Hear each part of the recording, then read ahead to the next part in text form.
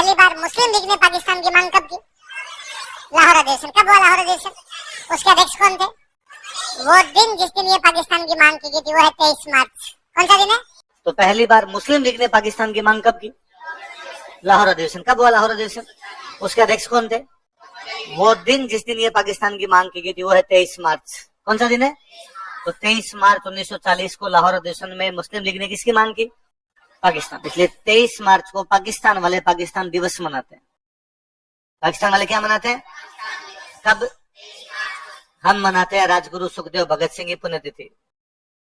आपने तो 23 मार्च 1931 को राजगुरु सुखदेव और भगत सिंह को फांसी लगाई गई, इसलिए हम तो भगत सिंह की पुण्यतिथि मनाते हैं। पाकिस्तान वाले कहते हैं इस दिन हमने पहली बार पाकिस्तान की मांग की थी, इसलिए हमारा क्या है? पाकिस्तान दिवस। अच्छा, कोई अधिवेशन होगा उसमें कोई तो प्रस्ताव रखेगा भाई पाकिस्तान चाहिए। वो प्रस्ताव रखने वाले जो आदमी थे उनका नाम था खलीकू जमा। मुस्लिम लीग का इलाहाबाद में अधिवेशन होता है। कहां पर होता है? इलाहाबाद।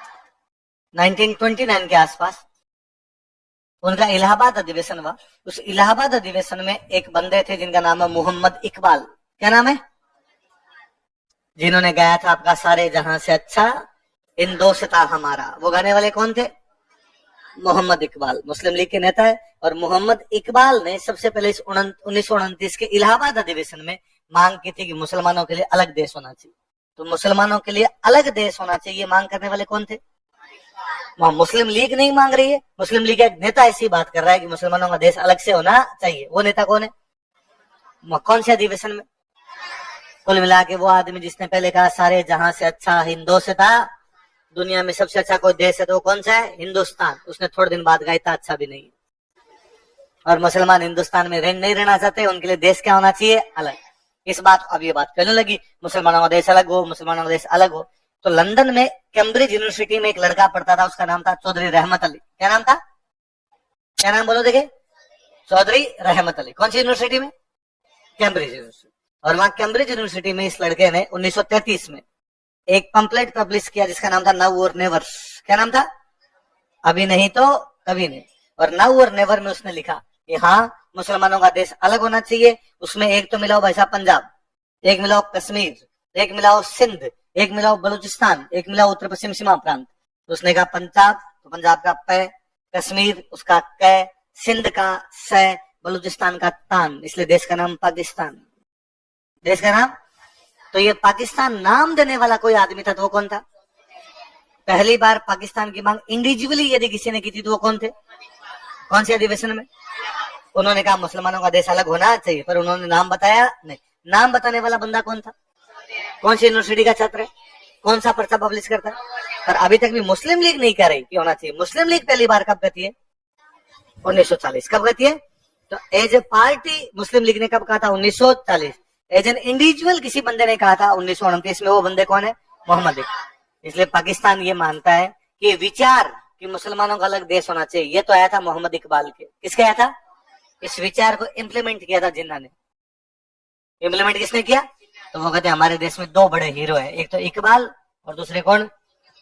तो जिन्ना को तो जैसे अपने गांधी जी के नोट पे फोटो आती है, उनकी किसकी आती है? कायदे आजम मोहम्मद अली जिन्ना। क्या बोलते हैं? कायदे आजम मोहम्मद अली। कायदे आजम का मतलब होता है महान नेता, एक ग्रेट लीडर, उसको क्या बोलते हैं? कायदे आजम। तो वो कभी भी जिन्ना, आप कभी पाकिस्तान की कोई न्यूज सुनो और सुनो, वो कभी मोहम्मद अली जिन्ना नहीं बोलते, पूरा बोलते हैं कायदे आजम मोहम्मद अली जिन्ना, पूरा एक साथ नाम बोलेंगे। तो वो कहते हैं विचार, पहली बार ये आइडिया कि मुसलमानों का देश अलग हो, ये लाने वाला तो कौन है? मोहम्मद इकबाल। इस आइडिया को इम्प्लीमेंट करने वाला कोई आदमी तो वो कौन है? मोहम्मद अली जिन्ना। एक विचार है ना, और विचार को पॉलिटिकली इम्प्लीमेंट करना तो अलग अलग बात है ना। तो पॉलिटिकली इम्प्लीमेंट करने वाला आदमी कौन था? मोहम्मद अली जिन्ना। याद रह जाएगा कि भाई आपके लाहौर अधिवेशन हो रहा है। अब दुनिया में सेकंड वर्ल्ड वॉर चल रहा है। सेकंड वर्ल्ड वॉर के अंदर कांग्रेस कह रही है कि हमसे बिना पूछे और हमारे को वहां पर शामिल कर लिया गया है, इसलिए हम क्या करते हैं? विरोध। और कांग्रेस क्या दे रही है? इस्तीफे। उधर जिन्ना कह रहा है कि हमें मुसलमानों को अलग देश देना चाहिए, देश कौन सा होना चाहिए? पाकिस्तान। अंग्रेज क्या कर रहे हैं? अंग्रेज वर्ल्ड वॉर लड़ रहे हैं। लेकिन वर्ल्ड वॉर अंग्रेज लड़ रहे हैं, क्या कह के लड़ रहे हैं? क्यों कर रहे हैं? तो अंग्रेज कर रहे हैं दुनिया में हिटलर बहुत खराब आदमी। सेकंड वर्ल्ड वॉर में हिटलर था, हिटलर बहुत खराब आदमी, और हम हिटलर को मिटाना चाहते हैं। हिटलर क्यों खराब आदमी है? क्योंकि हिटलर तानाशाह है, हिटलर खराब आदमी। फिर किसने कहा कि भाई साहब तुमने भी तो भारत में कब्जा कर रखा है, तुमने भी जो अलग अलग दुनिया के अंदर कब्जा कर रखा है। अंग्रेजों का ना हमारा कोई कब्जा नहीं, राज्य मत से हम तो वहां पे क्यों? इंडिया वाले तख्तियां लेके खड़े रहते हैं दिल्ली। वो कह रहे हमसे बिना पूछे शामिल कर लिया। यदि तुम वहां पे अपनी मर्जी से हो तो फिर इंडिया वाले राजी क्यों नहीं है? तो इंडिया वालों को राजी करने के लिए उस समय अपना एक गवर्नर जनरल हुआ करता, उसका नाम था लिनलिथगो। क्या नाम था? लिनलिथगो ने कहा आओ भाई साहब मैं तुम्हारे लिए एक प्रस्ताव लेके आया। अगस्त के महीना में प्रस्ताव लाया, इसलिए नाम क्या है? क्या नाम है उसका? अगस्त रेजुलेशन है, अगस्त प्रस्ताव। हेडिंग डालिए अगस्त प्रस्ताव। हाँ क्या? चौधरी रहमत अली मुस्लिम है। रहमत अली चौधरी जाति नहीं होती है, चौधरी टाइटल होता था, सबको मिलते थे। इसलिए भारत में अलग अलग क्षेत्र में अलग अलग लोगों के नाम के चौधरी लगा हुआ है। आप राजस्थान को देखेंगे, अपने जो नागौर का, ये अपना जो पश्चिमी राजस्थान का कोर है, नागौर जोधपुर ये वाला, यहाँ पर जाटों के नाम के आगे चौधरी मिलेगा। आप थोड़ा बाड़मेर की तरफ आगे जाइए, कलबी उस जाति के नाम के आगे चौधरी मिलेगा। आप थोड़ा पाली से जालोर इधर आइए, सिरवी उनके मिलेगा। आप आगे जालोर से थोड़ा नीचे और उतरिए, आंजना उनके नाम के आगे मिलेगा। आप गंगानगर साइड में जाइए, जितनी जातियां सबके नाम के आगे चौधरी। चौधरी हर गांव में एक चौधरी हुआ करता था, ये चौधरी पोस्ट थी हर गांव में। पटेल इधर आपके पूर्वी राजस्थान की तरफ पटेल जैसे पोस्ट हुआ करती। हर गांव में राजा एक बंदे को कहता है कि तुम इस गांव के चौधरी हो, इस गांव से कौन कितना टैक्स लेके आएगा उसमें तुम हेल्प करोगे हमारी, तो एक आदमी को किया जाता। फिर अब राजा का बंदा जब टैक्स लेने आता तो वो बंदा बताता भाई फलान जीता देंगे, फलान जीता देंगे, फलान जीता देंगे। चौधर करता, क्या करता? इसलिए नाम क्या हो गया उसका। इसलिए आज भी मैं कहता हूँ अपने दो आदमी लड़ रहे हैं, कोई तीसरा आदमी आगे पंचायत चौधर ना कर रहे, तू कौन है करने वाला, कहते हैं ना तू कौन है भाई साहब चौधरी बने वाला, हमारा मामला है हम सलट लेंगे यार इसके अंदर। तो चौधरी पहले पोस्ट हुआ करती थी, धीरे धीरे वो बाद में जाति सूचक हो गई कि भाई एक चौधरी था, उसके परिवार वाले लोगों ने लगाना शुरू किया और धीरे धीरे वो पूरी जाति के नाम पर आ गया। अगर आप हरियाणा में मुख्यमंत्री बने चौधरी भजनलाल बिश्नोई, हरियाणा मुख्यमंत्री थे। वैसे वैसे मुसलमानों में भी वो पहले हिंदू थे, हिंदू से मुसलमान बन गए तो नाम कह चौधरी था तो उधर भी लग गया। तो आप खूब सारे पाकिस्तान में तो अभी तक भी खूब सारे ऐसे नाम देखोगे जिनके नाम के आगे क्या लगा मिलेगा आपको। हिंदुओं के खूब सारे सरनेम देख लोगे आप जो उधर लगे हुए मिलेंगे। ऐसे कैसे ठाकुर है ना, ठाकुर पोस्ट थी कि गांव में एक आदमी होता उसको क्या घोषित किया जाता? ठाकुर। रविंद्रनाथ ठाकुर थे तो बंगाली, पर नाम उनका रविंद्रनाथ है ठाकुर। अंग्रेजों से ठाकुर बोला नहीं गया, अंग्रेजों ने कहा ठाकुर, रविंद्रनाथ ठाकुर। ठाकुर ठाकुर ठाकुर करते करते बना गए टैगोर। टैगोर नाम का कुछ ही नहीं होता, वो नाम तो था रविंद्रनाथ ठाकुर, वो करके उसका रविंद्रनाथ टैगोर। आगे बात समझ में? तो इस प्रकार के जो नाम अभी देखो आपने सुना हो तो कि अभी कर्पूरी ठाकुर जी को भारत रत्न दिया गया है ना, वो भी बिहार के थे तो उनके नाम के ठाकुर लगा हुआ है। ये ठाकुर टाइटल हुआ करता था, अलग अलग क्षेत्र में अलग अलग लोगों को दिया जाता, वैसे वैसे चौधरी मुसलमानों को मिल जाएगा। यही बात पूछना चाह रहे थे? Thank you. बोलो हाँ बोलो। सर सैयद अहमद खान ने भी कहा था कि हिंदू और मुसलमान तो अलग अलग राष्ट्र है ना, पर वो एग्जैक्टली मुसलमानों का अलग देश दो वैसा कुछ नहीं। उसने कहा था इनकी संस्कृति अलग अलग इसलिए साथ नहीं रह सकते। बीजारोपण करने वाला आदमी वो भी था, वो तो और जोरदार आदमी थे। उन्होंने पहले कहा था कि भारत माता एक सुंदर दुल्हन है, हिंदू और मुसलमान सुंदर दुल्हन की दो सुंदर सुंदर। कितना दिन बाद का फूट गई, कोई सुंदर आंखें नहीं है, हिंदू अलग है यार, मुसलमान और भाईजा आंख के छोड़ो देश है, हिंदू एक अलग देश है, मुस्लिम एक, इनकी संस्कृतियां आपस में मैच खाती और बात भी सही थी। सर सैयद अहमद खान वाली वो तो क्या है, अब अपने देश में हिस्ट्री को उस प्रकार से पढ़ा जाता है जी, अपना देश एक सेक्युलर देश है इसलिए हम कहते हैं कि नहीं भाई हम इस प्रकार नहीं थे, हम तो मिलजुल के रहते थे, भाई भाई की तरह रहते थे। बाकी कतई कभी हम भाई भाई की तरह नहीं रहे, उल्टा अब रहते हैं। अब फिर भी संबंध अच्छे हैं, पहले कभी संबंध अच्छे नहीं थे। ये तो क्या अपने हिस्ट्री में पूरे वैसे लिखा हुआ है कि हमारे हिस्ट्री का बिगाड़ करने वाले अंग्रेज थे, तो हम कहते हैं हिंदू मुस्लिमों के बीच में खाई पैदा करने का काम किसने किया? अंग्रेजों। उससे पहले खाई नहीं, बीच के अंदर समुद्र था। हमें आपस में कभी एकता वाली बात है नहीं, पूरा मध्यकाल युद्धों में बीता यार हमारा पूरे मेडिवल। वो लोग जो अपने इतिहास से नजरें चुराते हैं ना, अपने इतिहास को सही ढंग से स्वीकार नहीं करते, उनका भविष्य बड़ा खराब होता है। हमारे साथ में दिक्कत है कि हम हिस्ट्री को एग्जैक्टली स्वीकार ही नहीं कर पा रहे। हम इस बात हमें स्वीकार करना चाहिए, पहले थे खराब, रिश्ते अच्छे नहीं थे हमारे पास, सुधार लेंगे, गलतियां स्वीकार करेंगे तभी तो सुधार की गुंजाइश है। उल्टा हम कहते हैं सब पहले हमारे में बहुत अच्छे थे, आजकल खराब होते जा रहे हैं। कहाँ अच्छे थे यार, एक दूसरे के आते जाते नहीं थे लोग, इतने खान पान का व्यवहार नहीं था आपस के अंदर, युद्ध तुम्हारे चल रहे थे, पूजा पद्धतियां अलग अलग थी, एक दूसरे की पूजा पद्धतियों का बाकायदा मंदिर तोड़े जा रहे थे, मूर्तियां तोड़ी जा रही थी। एकता कब थी, कैसे थी? अब है उल्टा, अब आपके अलग अलग धर्मों के दोस्त हैं, हम साथ में भी रहते हैं, एक दूसरे के त्योहार भी मना लेते हैं, जानते हैं उनके बारे में, फिर भी थोड़ा ठीक हुआ है, पहले कतई ठीक नहीं थे। पर फिर भी क्योंकि एक्सट्रीम में पढ़ना पड़ता है, पहले हमारे संबंध बहुत अच्छे थे, अंग्रेजों ने आके हमें बिगाड़ दिया। सर सैयद अहमद खान है, यार तुम ठीक छोटे टाबर थे कि अंग्रेजों ने आगे तुम्हें बिगाड़ दिया, चॉकलेटें खिलाई तुम्हें बिगाड़ दिया यहाँ पे, है ना। सर सैयद अहमद खान ने कहा कि हिंदू और मुसलमान तो अलग अलग राष्ट्र, तो सही कहा उसने। अलग अलग राष्ट्र का मतलब अलग अलग कल्चर, और कल्चर तो है वैसा, उस धर्म की कल्चर अलग थी, हमारे धर्म की कल्चर अलग, कारण थे। भारत में पैदा होने वाले जितने धर्म है उनकी कल्चर एक जैसी है, हिंदू, बौद्ध, जैन, सिख, सारे के सारे एक जैसे धर्म है, कतई कोई अंतर है नहीं। जो बाहर से धर्म है, जो भारत के थे ही नहीं, उनकी कल्चर अलग ही होगी। इस्लाम भारत का था ही नहीं, भारत से बाहर से है। ईसाई भारत के थे ही नहीं, भारत से बाहर से, तो उनकी कल्चर अलग है। वरना अपने यहाँ जैन, सिख, बौद्ध में और हिंदुओं में फर्क नहीं पता चलता। बौद्धों ने कहा हमारे भगवान बुद्ध है, हिंदुओं ने कहा भगवान विष्णु के 9वें अवतार है वो। भाई भगवान विष्णु के 10 अवतार है, 9वें अवतार कौन है? बुद्ध। मानो भाई बुद्ध जी को मान लो, बुद्ध जी राजी है अपने, है ना, कोई दिक्कत ही नहीं। जैनों के पहले जो भगवान है वो है ऋषभ देव जी। अपने उदयपुर में बहुत बड़ा मंदिर है ऋषभ देव जी, है ना, नाम है ऋषभ देव जी उस जगह का। भील सारे कहते हैं हमारे केसरिया जी है, सारे के सारे भील जाते हैं, केसर चढ़ाते हैं वहां पे, भील कहते हैं केसरिया जी, जैन कहते हैं हमारे ऋषभ देव जी, सारे जा रहे हैं, किसी प्रकार का कोई अंतर नहीं। जैन हिंदुओं वाले मंदिरों में चले जाते हैं, हिंदू है जो जैनों वाले मंदिर में चले, ये सिखों का। दिवाली, होली सबके मजहब मनाते हैं, इसलिए भारत का संविधान कहता है कि जहां पर हिंदू लिखे वहां पर जैन, बौद्ध और सिख भी शामिल मान लिए जाए, क्योंकि हम भारत भूमि के धर्म है। हमेशा संस्कृतियां जो होती है ना, वो धर्म पे डिपेंड नहीं करती, क्षेत्र पे करती है।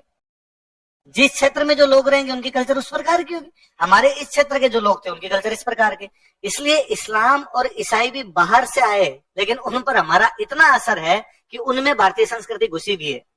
कि इस्लाम ये कहता है जाति नाम की कोई चीज नहीं होती, जाति नहीं, जाति हिंदू धर्म में ही है। बाकी धर्मों ने कहा भाई जातियां नाम की कोई चीज नहीं है, लेकिन इस्लाम में पूरी दुनिया में जातियां नहीं है भारत को छोड़ के, क्योंकि भारत में जो हिंदू थे वही तो बने, तो हिंदू की कोई ना कोई जाति तो थी, वो मुसलमान बना तो जाति साथ में लेके गया। इसलिए जाति वो चीज है जो कभी नहीं जाती है, हमेशा आपके साथ में रहती है। इसलिए कोई हिंदू चौधरी था, मुसलमान बन गया तो मुसलमानों में चौधरी है, बस नाम ये था, पहले चौधरी राम सिंह रहा होगा, अब चौधरी रहमत अली है, ये तो फर्क है, उसके नाम चेंज हुए और नाम ही नहीं हुए। तो पहले अपने स्टूडेंट आता था वो, मैं उसका कार्ड देखूं, पापा का नाम रणवीर, मैंने कहा ये कैसे, तो उसने कहा पापा का रणवीर है, अपने मेरे तो दादाजी का इसी प्रकार का, उसने कोई नाम बताया, दूसरा हिंदू नाम बताया, तो मैंने कहा तुम्हारा तो नहीं है, तुम्हारे तो ये मुस्लिम नाम है, बाकी उसने कहा सर मेरे वाले में जाके असर है, मेरे वाले हमारे सारे नाम ऐसे ही हैं। दूसरे जिस क्षेत्र में जिस प्रकार के नाम थे उस प्रकार के लोगों ने रखना शुरू कर दिया, है ना। तो हमेशा संस्कृतियां होती है वो क्षेत्र पे डिपेंड करती है। मैं जिस गांव में शुरुआत में बचपन में बीता वो सिखों का गांव था, सिखों के नाम ऐसे होते हैं राजवीर, परमवीर, सुखवीर, इसलिए मेरा नाम ऐसा, मेरे से छोटे भाई का नाम जयवीर रखा कि पापा, अब वो सिखों के पास में रहते, उन बच्चों के नाम देखते, उन बच्चों के नाम इसी प्रकार के थे, तो हमारे भी इसी प्रकार के नाम रख दिए गए। सिखों में लड़कियों के नाम के भी ज्यादातर लगाते हैं दीप, अमनदीप, संदीप, परमदीप। तो मेरी कजन सिस्टर हमारे साथ रहती, उसका नाम है रेणु, पापा ने कह दिया रेणुदीप। असर था उनका सब पे। हमेशा संस्कृतियां उस क्षेत्र के आसपास की होती है, उन पे डिपेंड करती है, तो वो हमेशा हंसती है कि नाम तो छोटा ही था लेकिन लंबा कर दिया उनके चक्कर में आपने मेरा वहां पे, क्यों हमारे पास वहां पढ़ती थी, स्कूल में नाम लिखवा रहे थे, सब बच्चों को वैसे नाम देखे। इसलिए संस्कृतियां धर्म पे डिपेंड नहीं करती, संस्कृतियां किस पे करती है? क्षेत्र पे। इसलिए पाकिस्तान के सारे मुसलमान पंजाबी बोलते हैं,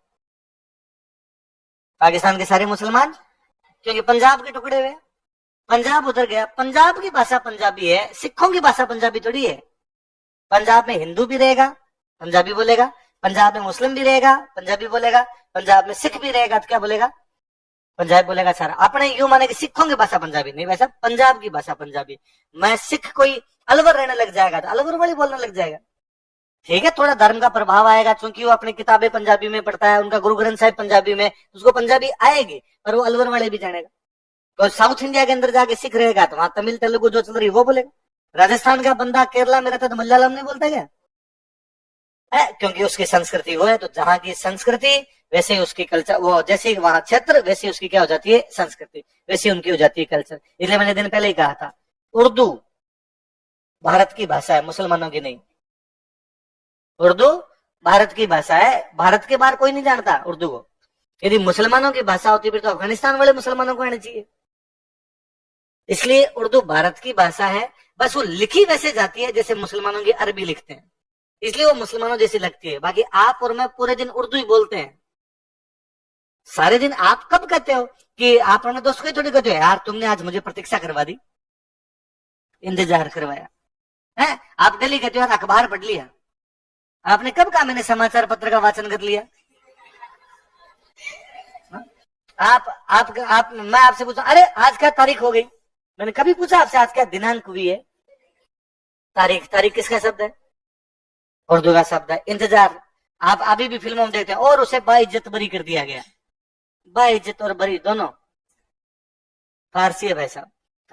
हम पूरे दिन में इतनी उर्दू बोल जाते हैं हमें खुद कोई पता नहीं है। सारे दिन उर्दू के खूब सारे वर्ड लेते रहते हैं, क्योंकि उर्दू और हिंदी एक साथ निकली हुई भाषा है।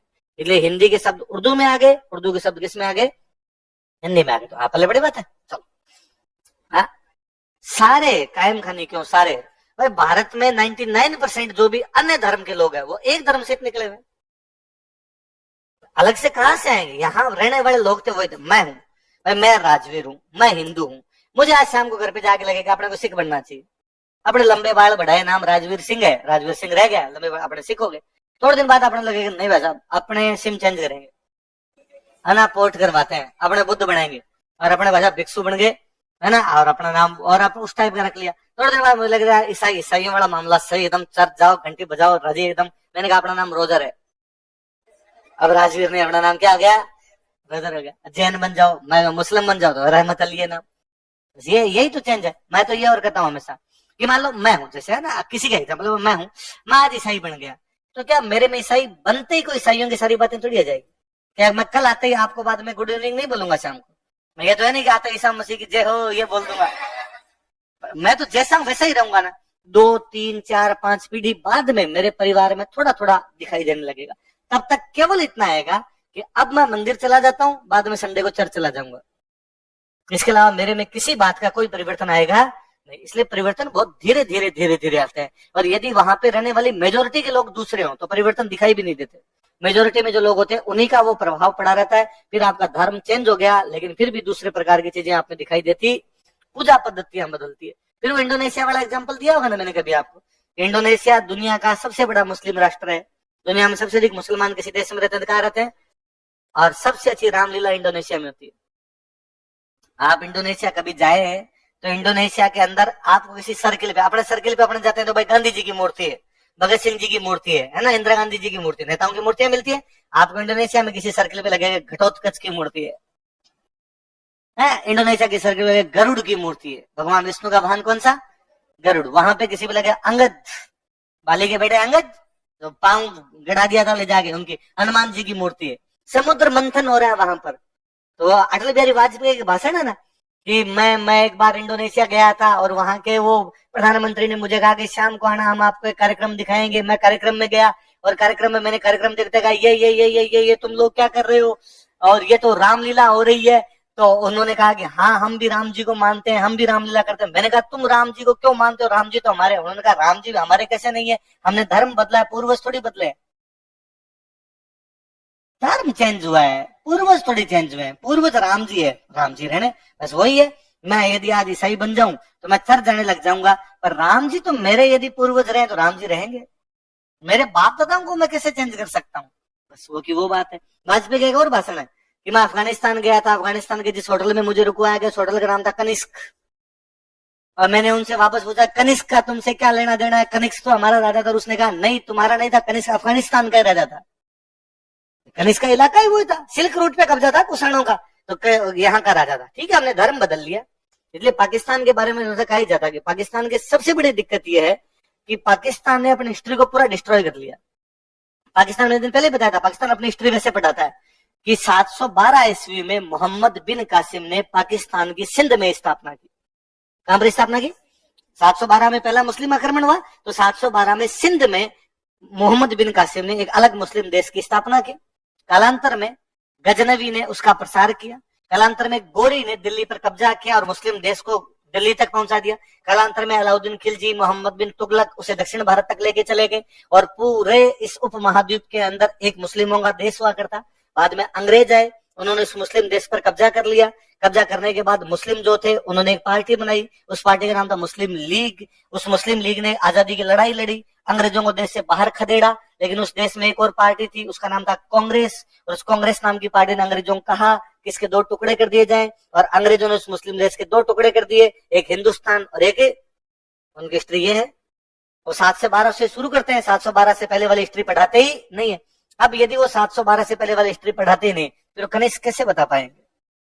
यदि आप 712 नहीं पढ़ाओगे तो आप ये कैसे बता पाओगे कि हड़प्पा और मोहनजोदड़ो के वो महान लोग पाकिस्तान में पैदा हुए थे?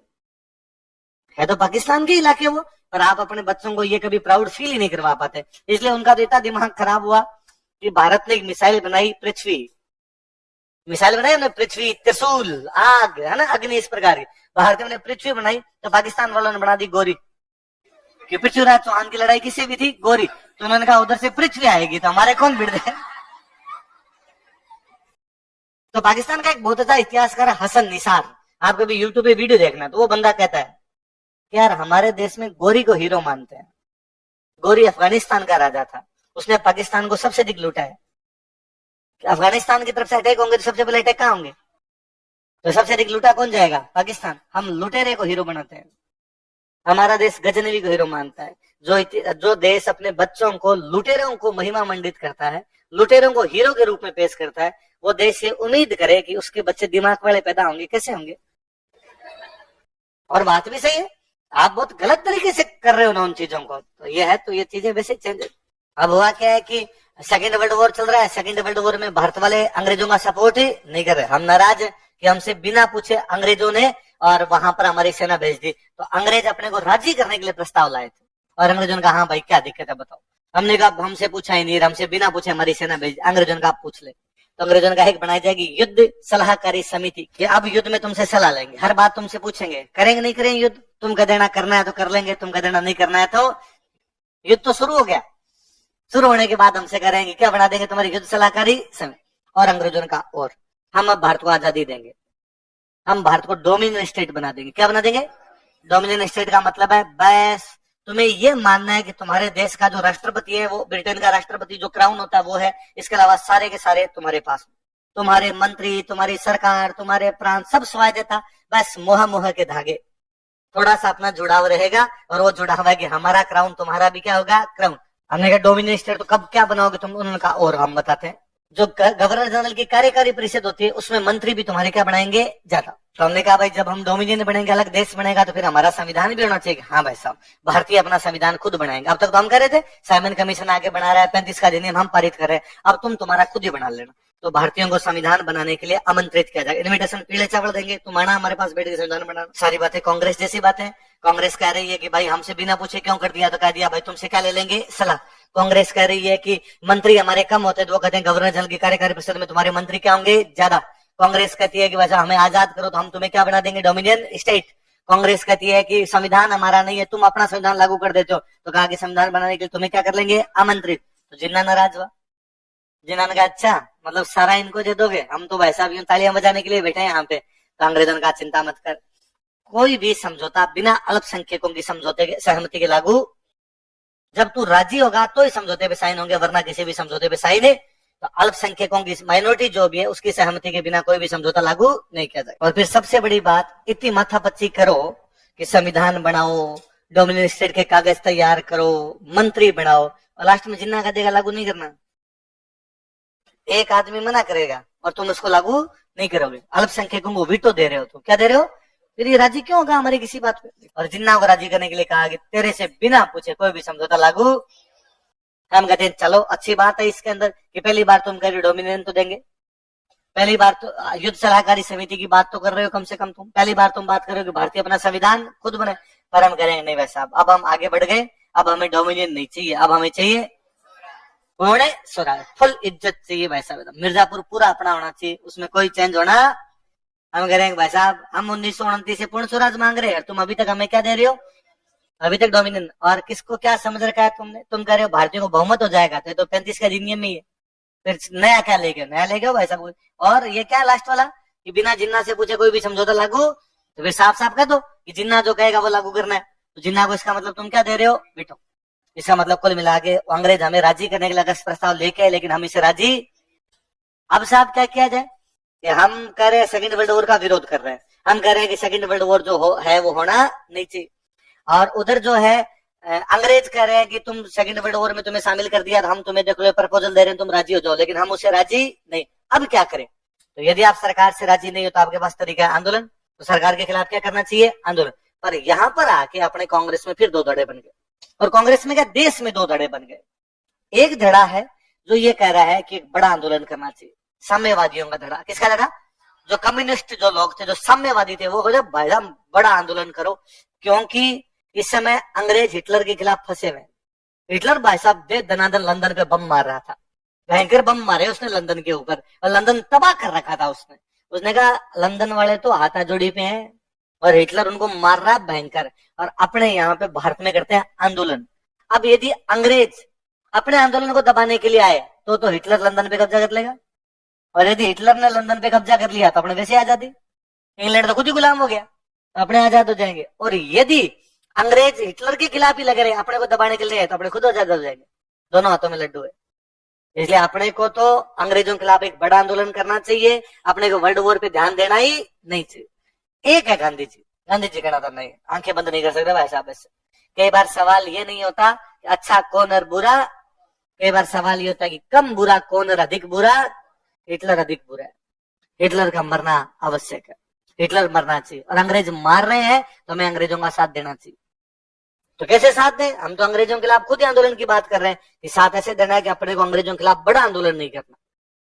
क्यों बड़ा आंदोलन क्यों नहीं करना? क्योंकि बड़ा आंदोलन करेंगे तो अंग्रेज अपने को दबाने के लिए आएंगे, और अंग्रेज दबाने के लिए आएंगे तो हिटलर जीत जाएगा। दुनिया थू थू करेगी भाई साहब कि उस दिन यदि इंडिया आंदोलन नहीं करता तो हिटलर को मार देते। इंडियन आंदोलन के इस चक्कर में हिटलर जिंदा रह गया, और हिटलर जिंदा रह गया ना फिर तुम्हें मारेगा। आज इंग्लैंड को मार रहा है, अगला नंबर तुम्हारा आएगा, इसलिए हिटलर का मरना जरूरी है। तो क्या करेंगे हम छोटा आंदोलन करेंगे। तो फिर छोटा ही क्यों करना, करो मत करना ही। हम दुनिया को ये बताएंगे कि देखो हम हिटलर के खिलाफ है, और इसका मतलब ये नहीं अंग्रेजों के साथ है, हम अंग्रेजों के भी खिलाफ है। क्यों? क्योंकि अंग्रेज हिटलर के खिलाफ क्यों लड़ रहे हैं? क्योंकि अंग्रेज करेंगे हिटलर ने डेमोक्रेसी को क्या कर दिया, समाप्त। तो वो तो हमारे भी नहीं है, हमारे भी तो डेमोक्रेसी लागू करवाओ। तो इंग्लैंड दोगली बातें करता है, जो बातें यूरोप में करता है उनको भारत में लागू नहीं करता है। यूरोप में डेमोक्रेसी की बात करता है लेकिन भारत में डेमोक्रेसी को लागू नहीं करता है। तो दो धड़े बन गए, एक धड़ा किसका? साम्यवादियों का, एक धड़ा किसका? गांधी जी का। साम्यवादियों का आंदोलन कैसा होना चाहिए, क्या होना चाहिए? क्योंकि हिटलर और अंग्रेज दोनों अपने साम्राज्य का विस्तार कर रहे हैं, अपना उनसे कोई लेना देना नहीं है, और अपने को अपनी पूरी पावर लगा के इस समय करना चाहिए, क्योंकि अंग्रेज फंसे हुए, वो अपने पे ध्यान नहीं दे पाए। गांधी जी कहना है कि नहीं, अपने को बड़ा आंदोलन करना नहीं चाहिए, क्योंकि हिटलर मानवता के लिए खतरा, ह्यूमैनिटी के लिए थ्रेट है, उसका मरना जरूरी है। तो हमें कैसा आंदोलन करना चाहिए? छोटा आंदोलन करके हम दुनिया को ये बताना चाहते हैं कि अंग्रेज जो बातें यूरोप में लागू करना चाहता है उनको भारत के अंदर लागू करता। गांधी जी कहना है बड़ा आंदोलन करना नहीं है, साम्यवादियों कहना है बड़ा आंदोलन करना है। गांधी जी कहना है बड़ा आंदोलन करेंगे तो अंग्रेजों की शक्ति दो भागों में बढ़ जाएगी, और बढ़ गई तो कौन जीत सकता है? हिटलर, और हिटलर जीत गया तो मानव शांति के लिए खतरा है। साम्यवादियों कहना है कि ना भाई साहब, हिटलर और अंग्रेजों में ज्यादा कोई अंतर नहीं है, एक सांपनाथ और एक नागनाथ है, एक सांपनाथ है, दूसरा दोनों डसते हैं भाई साहब, दोनों डंक मारते हैं, दोनों खराब है अपने लिए। तो अपने को तो मौके का फायदा उठाना चाहिए, बड़ा आंदोलन करना चाहिए, और देश को क्या दिलाने देते? आजाद। और उन दिनों बापू का डंका बजता था, इसलिए बापू की चली। हमने बड़ा आंदोलन नहीं किया, हमने आंदोलन कैसा किया? छोटा। कैसा किया? और उस आंदोलन का नाम था व्यक्तिगत सत्याग्रह आंदोलन। क्या नाम था? व्यक्तिगत, इंडिविजुअल, सिंगल बंदा आंदोलन करेगा भाई साहब, एक आदमी आंदोलन करेगा। जरा भीड़ इकट्ठा करने की आवश्यकता, भीड़ होगी तो लॉ एंड ऑर्डर की समस्या उत्पन्न हो जाएगी। लॉ एंड ऑर्डर की होगी तो अंग्रेजों को अपनी फौज पुलिस इधर लगानी पड़ेगी, तो बात दिक्कत हो जाएगी। सत्याग्रह को सत्याग्रह, व्यक्तिगत को व्यक्तिगत, इंडिविजुअल नहीं लिखेंगे तो भी चलेगा। व्यक्तिगत सत्याग्रह आंदोलन, इंडिविजुअल सत्याग्रह लिख लो। सत्याग्रह ये गांधी जी की टर्म है, अंग्रेजी में केवल वही टर्म है जो अंग्रेज करते थे। अंग्रेजों ने सत्याग्रह किया ही नहीं, उनके शब्द कहां से आएगा, है ना? अंग्रेजी में केवल वे शब्द है जो अंग्रेजों के काम में थे, इसलिए चिमटा अंग्रेजी में चिमटा ही है। उनके रोटियां सेकने वाला काम ही नहीं था, उनके चिमटे वाला सिस्टम ही नहीं था भाई साहब, इसलिए अपने जो सब राबड़ी है। आप अंग्रेजी में राबड़ी को दूसरा शब्द थोड़ी बना सकते हैं उसका, तो वो बाद में उधर वैसे वैसे हो जाते हैं, तो वैसे इसका एक नाम होता है, इसे कहते हैं दिल्ली चलो आंदोलन। क्या बोलते हैं? ये कहा गया था एक आदमी जो है वो आंदोलन करेगा, बाद में कहां पर चलेंगे? अपने दिल्ली। महाराष्ट्र में एक जगह पड़ती है पवनार। कौन सी जगह? तो ये आंदोलन पवनार आश्रम से शुरू किया गया था। कहां से शुरू किया गया? पवनार आश्रम। अपने भारत के बहुत बड़े नेता थे, गांधी जी के सहयोगी थे, विनोबा भावे। कौन थे? ये उनका था। तो सबसे व्यक्तिगत सत्याग्रह, एक एक आदमी सत्याग्रह करेगा, तो सबसे पहले सत्याग्रह पे बैठे थे विनोबा भावे, वो पवनार के थे, इसलिए आंदोलन भी कहां से शुरू हुआ? पवनार। अच्छा, हमने छोटा क्यों किया? तो मैंने बताई दिया, छोटा इसलिए किया ताकि अंग्रेजों की शक्ति कम ना हो और देश में किसी प्रकार की अराजकता ना फैले। क्या ना फैले? अराजकता समझते हो? कि जब पुलिस ध्यान नहीं दे, राज नहीं होना। भाई राज का मतलब है शासन सही चलना, राज नहीं होना, अराज, इसका मतलब राज नहीं है, पुलिस का शासन नहीं है, अनार्की फैल जाना, अराजकता। तो गांधी जी नहीं चाहते देश में अनार्की हो, गांधी जी नहीं चाहते अंग्रेजों की शक्ति कम हो। फिर आंदोलन क्यों कर रहे हैं? क्योंकि हम दुनिया को ये कहना चाहते हैं कि अंग्रेज भारत में लोकतांत्रिक मूल्यों को लागू करता नहीं। और वास्तव में विश्व समुदाय के पास मैसेज गया। उन दिनों अमेरिका का राष्ट्रपति हुआ करता रूजवेल्ट। क्या नाम था? क्या नाम था? और चीन का राष्ट्रपति था चांग काई शेक। क्या नाम था? अमेरिका का राष्ट्रपति तो कौन है? रूजवेल्ट। अमेरिका का राष्ट्रपति कौन है? रूजवेल्ट। जो आपका चाइना का राष्ट्रपति कौन है? चांग काई शेक। क्या नाम है? चाइना वाला नाम ऐसे होता है। और जो ब्रिटेन का प्रधानमंत्री था उसका नाम था चर्चिल। क्या नाम था? Winston Churchill. तो ब्रिटेन का प्रधानमंत्री चर्चिल, चाइना का राष्ट्रपति चांग काई शेक, अमेरिका का राष्ट्रपति रूजवेल्ट। इन दोनों ने चर्चिल को कहा कि भैया चर्चिल, हम तेरे साथ खड़े, इंग्लैंड कह रहा है जर्मनी के खिलाफ लड़ो, हम लड़ रहे हैं। पर क्यों लड़ रहे हैं? क्योंकि तूने कहा था कि हम जर्मनी में क्या स्थापित करना चाहते हैं? डेमोक्रेसी। तो भारत में तो हाथी के दांत खाने की ओर, दिखाने की ओर। अरे घर के अंदर तो डेमोक्रेसी दे ही नहीं रहे, और जर्मनी में तुम क्या स्थापित करवा रहे हो? डेमोक्रेसी। डूंगर बलता दिखा, पग बलता दिखा ही बने। डूंगर बलता दिखे, डूंगर मतलब पहाड़, पहाड़ों पे आग लगी हुई वो तो दिखाई दे रही है, पग बलता दिखेगा, पैरों में आग लगी वो तुम्हें दिखाई। जर्मनी में तुम्हें डेमोक्रेसी स्टैब्लिश करनी है, भारत वाली नहीं दिख रही। तो इन दोनों ने दबाव डाला, चर्चिल ने कहा चलो ठीक है, और राजी कर इंडियंस को। हमें नहीं पता ये आंदोलन चल रहा है, बेइज्जती हो रही है पूरी दुनिया में, ये तख्तियां लेके खड़े हैं व्यक्तिगत सत्याग्रह की, और पूरी दुनिया कर रही है। जब तुम झूठे लोग हो, जर्मनी में जिन बातों को लागू करना चाहते हो उनको भारत में लागू करते। तो चर्चिल ने कहा चलो भारतीयों को राजी करने के लिए हम एक बंदे को भेज रहे हैं, उस बंदे का नाम था क्रिप्स। क्या नाम था? इसलिए भारत आया क्रिप्स मिशन। क्रिप्स मिशन का नाम तो सुन ही रखा आपने, बचपन से पढ़ते हैं। तो बताओ क्रिप्स मिशन में कितने सदस्य थे? हाँ, पढ़ते आए तुम बचपन से। कितने थे? कितने सदस्य थे? क्रिप्स मिशन एक सदस्य आयोग था, मस्त आदमी था क्रिप्स। इंग्लैंड की सरकार में वहां संसद के अंदर अपने मामले उठाता था, इंडियंस का बड़ा पक्ष लेता, पार्लियामेंट में बताओ इंडिया को ये दे दो, इंडिया को ये दे दो। तो इंग्लैंड की सरकार ने कहा इसको भेजो रे, ये इंडिया के बारे में अच्छी अच्छी बातें करता है। इंडिया वाले भी राजी, और अपने वालों ने कहा भाई आ गया ब्रो, क्रिप्स आया अपना एकदम। उसने गांधी जी को बुलाया, आओ गांधी जी बात करते हैं। और क्रिप्स ने कहा कि भाई क्यों सपोर्ट नहीं कर रहे, क्या प्रॉब्लम है तुम्हें, हम तुम्हारे साथ खड़े हैं यार, क्यों चिंता करते हो। और अपने और उसने कहा अभी थोड़े, तो हमने कहा कि हमसे बिना पूछे सेकंड वर्ल्ड वॉर में शामिल कर दिया हमें।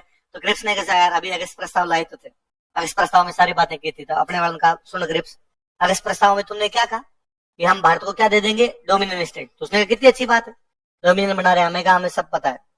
डोमिनियन स्टेट का मतलब यह है कि घर के मामले तो इंडिया के पास रहेंगे और विदेशी मामले किसके पास रहेंगे? इंग्लैंड। क्रिप्स ने कहा अरे किसने बता दी डेफिनेशन, ये नहीं है, घर के मामले भी तुम्हारे, विदेशी मामले भी तुम्हारे, केवल क्राउन वाला है कि तुम्हें ये मानना है कि तुम्हारे देश का राष्ट्रपति होगा, वो कौन होगा? क्राउन। बाकी अपने बीच में कोई लेना देना नहीं, तुम जानो तुम्हारा काम जाने। तुम्हारी विदेश नीति स्वतंत्र होगी। विदेश नीति ये नहीं कि इंग्लैंड तुम्हें चलाएगा, तुम्हारी मर्जी है तो अमेरिका से संधि करना, मर्जी है तो अमेरिका से संधि मत करना, मर्जी है तो चीन से लड़ना, मर्जी है तो चीन से मत लड़ना। अंग्रेज तुम्हें किसी प्रकार से डिक्टेट करेंगे, ये तुम्हारी डेफिनेशन गलत है। डोमिनियन का मतलब है विदेश नीति भी तुम्हारी होगी। हमने कहा पर एक बात और है, ये जो तुम्हारे डोमिनियन होते हैं, जैसे कनाडा तुम्हारा डोमिनियन, उनका हाँ खूब सारे डोमिनियन है, हमारे तो ऑस्ट्रेलिया हमारे डोमिनियन है, न्यूजीलैंड हमारे डोमिनियन है, कि जो डोमिनियन होते हैं इनका तुमने ग्रुप बना रखा है, कॉमनवेल्थ। कौन सा ग्रुप है?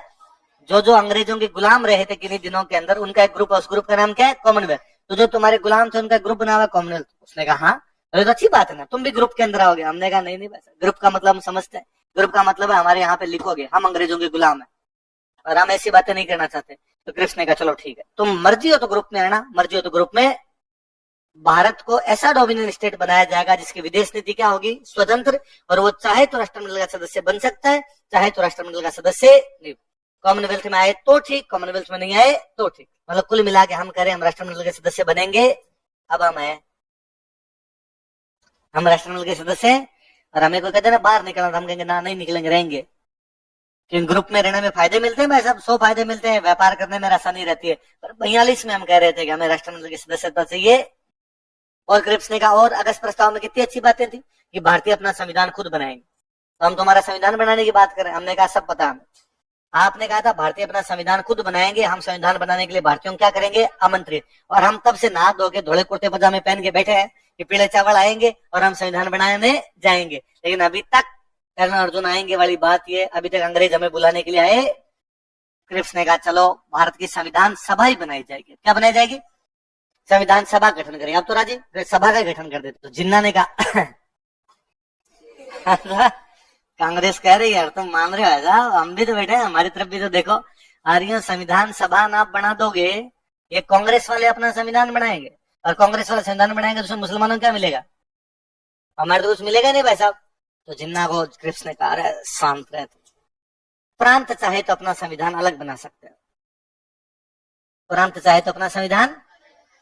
भाई जिन्ना का तेरी सरकार वैसे एक भी जगह नहीं है, आ भी जाएगी तो बंगाल पंजाब सिंध में आ सकती है जब मुसलमानों की संख्या है, तो बंगाल का संविधान अलग बना लेना यार, कांग्रेस वाला मत मानना। और क्या है, मेरे को एक बात बोलेगा तो हाँ हाँ हाँ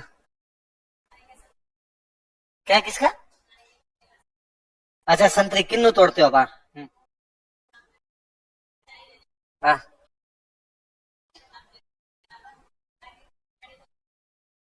दूर खानी तो धोबा भर भर खानी। हाँ हाँ हाँ हाँ हाँ।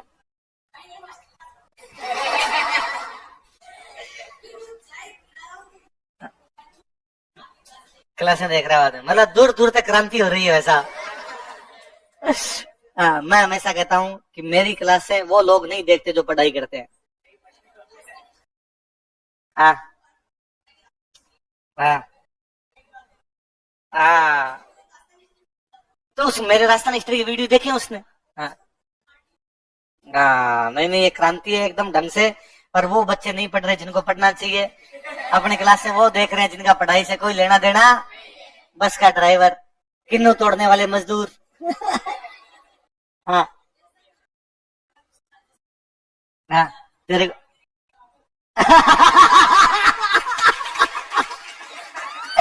आज भी पास वाले को आ रहे, इस पे पैसे लगा रहे और इसको किस सुनाते, तोबा तोबा, ऐसा किसी के साथ नहीं हुआ ऐसा।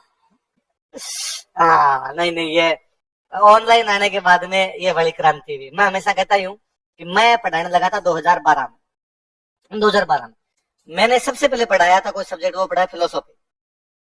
सर गांव गए हुए थे तो सर मेरे को फिलोसॉफी कुछ टॉपिक देके गए कि तू पढ़ा ले, ठीक चला अपने फिलोसॉफी। पहले क्या हम करंट की क्लास लेते, पहले हमारे करंट के लिए टीचर नहीं आता था कोई, हमारे ये था कि आप जैसे बैठे हो तो मैं आपको कह के जाता भाई सैटरडे को है ना हम अपने करंट की क्लास लेंगे, तो तुम है ना करंट के टॉपिक तैयार करके आना। तो 5-7 बच्चे हर क्लास में होते जो तैयार करके आ जाते, फिर एक एक जाओ 20-20 मिनट में अपना टॉपिक खत्म करके आ जाओ। 2 घंटे की क्लास तो 5 टॉपिक तो हो ही जाते। तो हमारी क्लास के बच्चे वो टॉपिक करवा देते, हम लिख लिया करते। पर हम सिंसियर थे इस मामले में कि दिलीप सर क्लास छोड़ के चले भी जाते और हम में से भी कोई खड़ा खड़ा पढ़ाता तो हम क्लास छोड़ के बाहर नहीं गए। और मैं कहता मैं अब आप लोगों को देखता हूँ कि मैं आपको कह दूं कि तुम में से कोई यहाँ पे पढ़ाएगा, मैं बाहर चला जाऊं, तुम क्लास ही नहीं लो, तुम बाहर चले जाओ, तुम्हें लगा रहे साथ वाला ये तो क्या पढ़ाएगा। और हमारे में ये भाव कतई नहीं था, हम पढ़ लिया करते थे। तो वो 5-6 टॉपिक हो जाते, तो हम करंट के टॉपिक करवाया करते सब लोग ही, मैं भी करवाता। तो थोड़ा थोड़ा पढ़ाने का एक्सपीरियंस था भाई। पढ़ाने में क्या है, ज्ञान से ज्यादा स्किल होनी चाहिए, क्लास टेकल कैसे हो। ज्ञान वाला तो इसमें थोड़ा बहुत ही ऊपर नीचे भी चल चुला जाए, बच्चे नहीं माने, यदि नहीं बैठे क्लास के अंदर खड़े होकर जाने लगे तो आप टैकल कैसे करो क्लास को। या आप बोल रहे हो इधर मुंह देख के, बच्चे पीछे बात कर रहे हैं तो 4 बोल रहे हैं 4 नहीं बोल रहे, तो आप धमकाना, डांटना, फटकारना सभी आना चाहिए। मेरे को ये थोड़ा ठीक आता था, मैं क्लासें ठीक ले लिया करता। तो दिलीप सर के आगे चले गए फिलोसॉफी क्लास ले लेना, 4 दिन ले लिया अपन। 4 दिन बाद दिलीप सर आए, दिलीप सर ने बच्चों से पूछा भाई फिलोसॉफी राजवीर ने पढ़ाई, समझ आ गई तो ठीक, नहीं मैं दोबारा पढ़ा दूं। और मैंने कह भी दिया सर को जाके, सर मैंने पढ़ाई थी, मैंने पहली बार पढ़ाई, जैसे मेरे को आती है वैसे मैंने पढ़ा दी। खुद को आना पढ़ाना तो अलग अलग चीज है, आप बच्चों से पूछ लेना, ये जिनको समझ नहीं आता टॉपिक दोबारा बता दो। बच्चों ने कहा नहीं सर आ गया समझ। सर ने मेरे कहा ठीक था। तो अब सर को लगा कि इस वाला मामला थोड़ा ठीक है। तो अब सर को जब भी कहीं जाना होता सर मेरे को टॉपिक पकड़ा जाते कि एंशिएंट का टॉपिक है पढ़ा ले, ये मिडिवल का टॉपिक है पढ़ा ले। तो हिस्ट्री, तो मैं हिस्ट्री में जब मैं गया, फिलोसॉफी मुझे अच्छी लगती थी तो मुझे पढ़ाने में मजा है। हिस्ट्री में क्या, हिस्ट्री में क्या फैक्ट होते हैं, फिलोसॉफी तो क्या मेंस का सब्जेक्ट था, तो मोटी मोटी बातें करनी है जाके, बातें तो कोई कर ले आदमी जाके। हिस्ट्री में एक एक चीज लिखाओ, 30 अक्टूबर 15 अक्टूबर, अब इसमें तो ऊपर नीचे हो जाए, 15 17 लिखा दे, बच्चे का आ ही नहीं रहा तेरे को। तो आपने थोड़ा याद करके गए, धीमे धीमे पढ़ाया। तो मैंने सर को वापस कहा कि सर हिस्ट्री क्लास में मैंने 3 दिन एक बैच में पढ़ाई मिडिवल, एक में पढ़ाई एंशिएंट।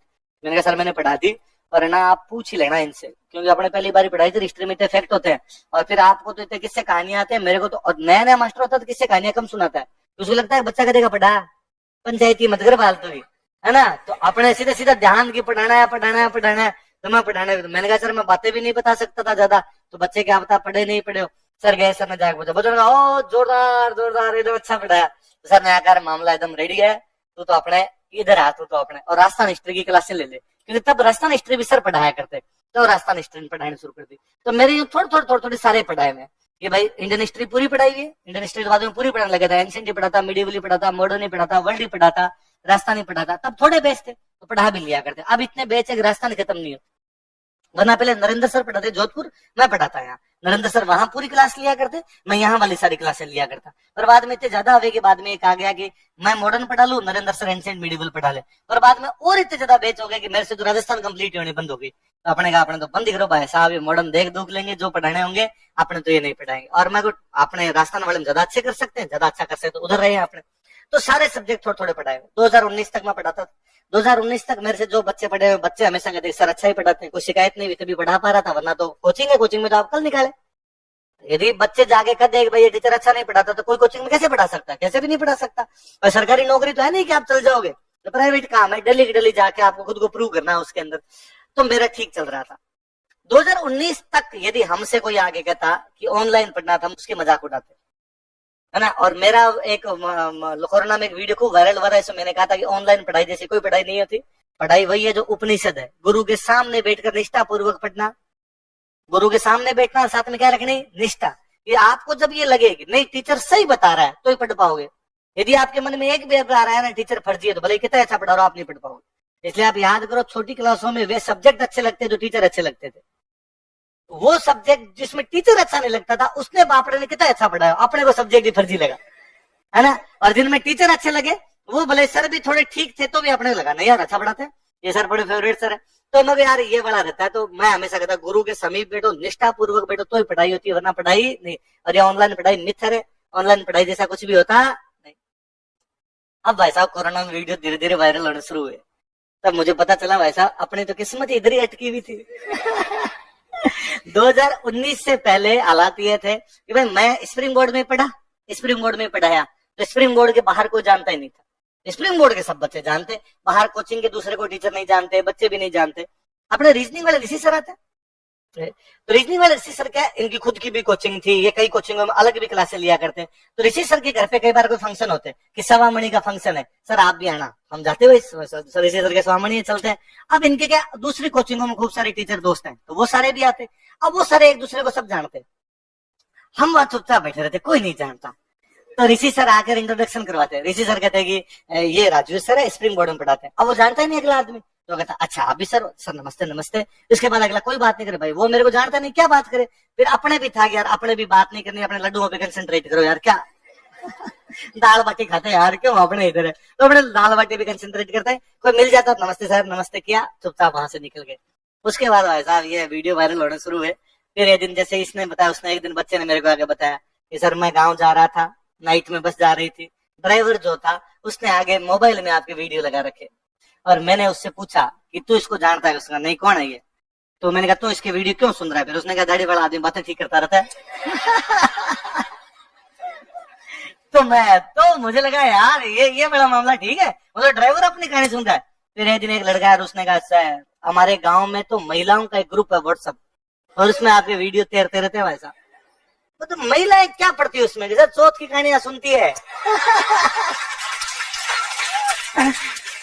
अरे लगा ये वाला मामला एकदम सही है।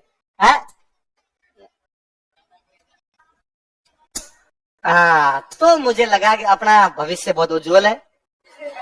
मान लो अपने को कल को बच्चों ने कह दिया कि अच्छा नहीं पढ़ाते, क्या भाई अब कोई दूसरा नया टीचर आए अच्छा पढ़ाए तो अपने आउटडेटेड हो जाएंगे। उस दिन बच्चे कहेंगे अच्छा नहीं पढ़ाते, वो सर पढ़ाते हैं, तो अपने तो बेरोजगार हो जाएंगे। तो उस दिन अपने एक चैनल बनाएंगे, उसमें सुनाएंगे महिलाएं सुनिए चौथ की कहानी।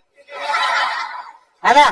चौथ की कहानी सुनने का आसान तरीका, कैसे करें चौथ का व्रत, अपनी दुकानदारी चल जाएगी, भूखे तो कम से कम मरेंगे। और आज तूने और बता दिया, थैंक यू, कि किन्नू चुगने वाले मजदूर भी भाई साहब अपने वीडियो सुन रहे हैं, क्रांति हो रखी है, इससे अच्छा कुछ भी नहीं। तो स्टूडेंट तो कई बार है ना, मैं विकास सर आते, तो पहले क्या एक बार को 2018 वाला बैच, तो 2-3 बार ऐसा हुआ कि स्टूडेंट अपने पेरेंट्स के साथ आया मिलने के लिए।